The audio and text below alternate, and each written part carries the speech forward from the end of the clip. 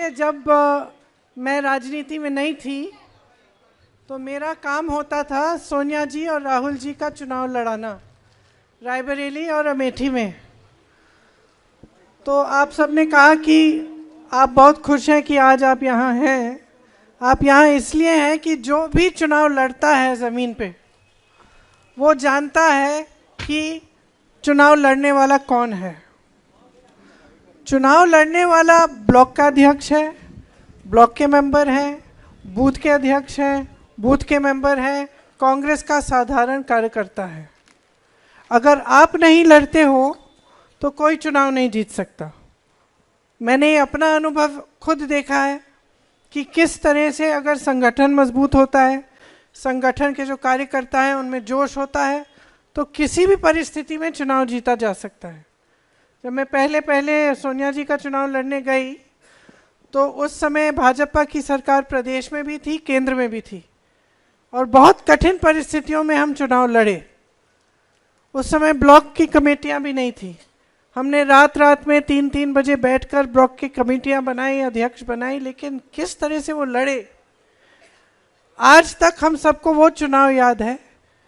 क्योंकि मुश्किल से मुश्किल समय में हमारे कार्यकर्ता हमारे लिए खड़े रहे, हमारे कार्यकर्ता हमारे लिए लड़े और उन्होंने दिखा दिया कि चुनाव हिम्मत से जीता जा सकता है। आज जो यहाँ की परिस्थितियाँ हैं वो मुश्किल हैं, कोई ये नहीं कह रहा है कि आसान है। आप खड़े हो, आप यहाँ हो, यही बहुत बड़ी बात है कि जैसे आपने कहा, आपका नाम क्या है? जैसे आपने कहा कि आपको बहुत मुश्किल परिस्थितियों में लड़ना पड़ रहा है, दबाव है, प्रशासन है, बड़े बड़े नेताओं पे भी प्रशासन का दबाव होता है, अलग तरह के दबाव होते हैं, लेकिन आप पे एकदम वहाँ पे अपने गांव में, अपने ब्लॉक में प्रशासन का दबाव आता है, डराया जाता है, धमकाया जाता है, लेकिन आप खड़े रहते हो। तो सबसे पहले मैं ये कहना चाहती हूँ कि आपको अपने आप में गर्व होना चाहिए।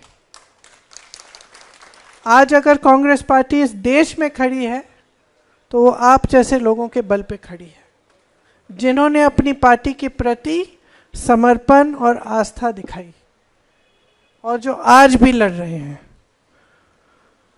तो आज इस चुनाव में हमारे सबसे बड़े योद्धा कौन है? आप हैं। कहीं ना कहीं असम के हर नागरिक, हर व्यक्ति के दिल में ये बात है कि हमें वो असम चाहिए। उस असम के लिए दर्द है जो उनके आंखों के सामने खोया जा रहा है। कौन सा असम है वो? एक असम जिसमें सब एकता से रहते थे। कौन सा असम है वो?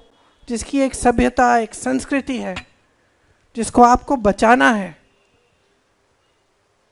वो असम है जिसमें आपकी ज़मीन आपकी है, आपके जंगल आपके हैं, आपकी नदियां आपकी हैं। और आज क्या हो रहा है आपके प्रदेश में? लोग चुप हैं लेकिन देख रहे हैं, देख रहे हैं कि भ्रष्टाचार हो रहा है। लोग चुप हैं लेकिन देख रहे हैं कि उनकी ज़मीन बड़े बड़े उद्योगपतियों को दी जा रही है। लोग चुप हैं लेकिन देख रहे हैं कि किसी को ठीक ढंग से प्रतिनिधित्व नहीं मिल रहा है, कि जितने वादे किए गए छठे शेड्यूल के आदिवासियों के लिए वो पूरे नहीं किए गए हैं। लोग देख रहे हैं लेकिन चुप हैं। तो एक बात आपको समझानी पड़ेगी, आपको जागरूक बनाना पड़ेगा लोगों को। यहाँ क्या रोजगार मिल रहे हैं नौजवानों को? यहाँ छोटे उद्योग आगे बढ़ रहे हैं? यहाँ क्या नई नई चीज़ें बन रही हैं? नहीं बन रही हैं। चुनाव के समय या जब सरकार चल रही है तो इसलिए घरों में पैसे भेजे जा रहे हैं ताकि चुनाव के समय वोट मिले। यहाँ कई महिलाएं बैठी हैं, हाँ शायद हर महीने कुछ पैसे आ रहे हैं या चुनाव आता है उससे पहले जहाँ भी भाजपा की सरकार है पैसे भेज देते हैं महिलाओं को। लेकिन उन 5 सालों में क्या उन महिलाओं को सुरक्षा दी? यहाँ पे अपराध बढ़ रहा है। उन 5 सालों में कितनी नौकरियां दी हैं महिलाओं को? कितने रोजगार दिए हैं? कितनी महिलाओं को मदद किया है कि अपने पैरों पे खड़ी हों, कि छोटे छोटे उद्योग शुरू कर लें। जब आप असलियत देखेंगे, जब असलियत पहचानेगी जनता कि सच्चाई ये है कि ये सारी बातें उनके ध्यान को भटकाने के लिए की जा रही हैं, और आस्ते आस्ते उनके देखते देखते इस प्रदेश की सारी संपत्ति जनता के हाथों से निकल रही है, एक परिवार के हाथों में जा रही है जो राज कर रहा है इस प्रदेश पे। जहां भी आप जाएं, किसी भी बिल्डिंग का पता कर लें, घूम फिर के ये बात आती है कि किसी ने कहीं ना कहीं किसी को पैसा दिया है। कोई भी कॉन्ट्रैक्ट ले लीजिए, जितने भी बड़े बड़े उद्योग लग रहे हैं, हर जगह किसी ने पैसा बनाया है।